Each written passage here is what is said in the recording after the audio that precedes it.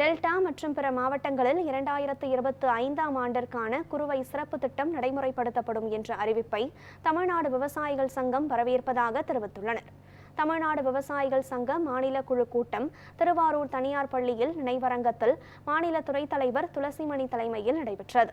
இந்த கூட்டத்தில் மரபணு மாற்று உணவுப் பொருட்களை உடனடியாக தடுத்து நிறுத்த வேண்டும் உள்ளிட்ட பல்வேறு தீர்மானங்கள் நிறைவேற்றப்பட்டன. இக்கூட்டத்தில் மாநில துணைத் தலைவர் உலகநாதன், துளசிமணி, பொருளாளர் சூரியன், துணை செயலாளர் கிருஷ்ணமூர்த்தி மற்றும் பலர் கலந்து கொண்டனர். நேஷனல் கன்சியூமர் கோஆபரேட்டிவ் ஃபெடரேஷன் தேசிய கூட்டுறவு இணையத்தின் மூலமாகத்தான் இனி தமிழ்நாட்டில் நெல் கொள்முதல் விவசாயிடம் செய்யப்படும் என்ற அறிவிப்பை நிர்பந்தமாக தமிழ்நாடு அரசை கேட்காமலேயே ஒன்றிய அரசு அறிவித்தது.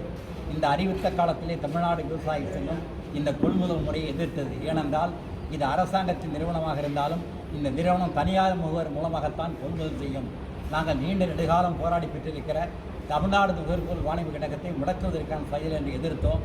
அதற்கு பிறகு தமிழ்நாடு அரசு விவசாயிகளின் கோரிக்கை ஏற்று டெல்டா மாவட்டங்கள் தவிர மற்ற இடங்களில் இந்த கொள்முதல் நடக்கும், இந்த தேசிய கூட்டுறவு இணையத்தால் நடக்கும் என்று சொன்னார்கள். அதையும் எதிர்த்தோம். மெல்ல மெல்ல டெல்டா மாவட்டத்துக்கு வந்துவிடும்.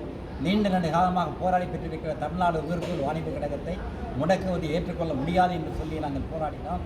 இந்த நிலையில் 247 கோடி ரூபாய் மற்ற மாவட்டங்களில் தேசிய கூட்டுறவு இணையம் கொள்முதல் செய்த நெல்லுக்குரிய பணத்தை கொடுக்காததால் மிகப்பெரிய பிரச்சனை ஏற்பட்டு இன்றைக்கு தமிழ்நாட்டில் அது எதிர்ப்பாக மாறி இந்த நிலையிலே தமிழ்நாடு முதல்வர் அவர்கள் இனிமேல் தேசிய கூட்டுறவு இணையம் தமிழ்நாட்டிலே நெல் கொள்முதல் செய்யாது அனுமதிக்க மாட்டோம், தமிழ்நாடு நுகர்பொருள் வாணிப கழகம் நடக்கும்போது கொள்முதல் செய்யும் என்று அறிவித்திருக்கிற அறிவிப்பை, தமிழ்நாடு அரசின் அறிவிப்பை இந்த மாநில குழு பாராட்டி நன்றி கூறுகிறது.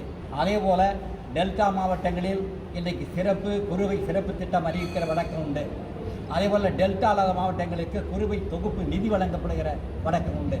நாங்கள் நிதியாகவே கேட்கிறோம். டெல்டா மாவட்டத்திற்கும் டெல்டா அல்லாத மாவட்டத்திற்கும் இந்த குறுவை சிறப்பு தொகுப்பு திட்டம் உழவு மானியம், விதை மானியம், நடவு மானியம், அதே உரத்துக்கான முதலீட்டு மானியம், இவைகளையெல்லாம் முதலீட்டு மானியமாக அறிவிக்கிற கொள்கை அறிவிப்பை தமிழ்நாடு அரசு உடனடியாக அறிவித்திட வேண்டும் என விரும்புகிறோம்.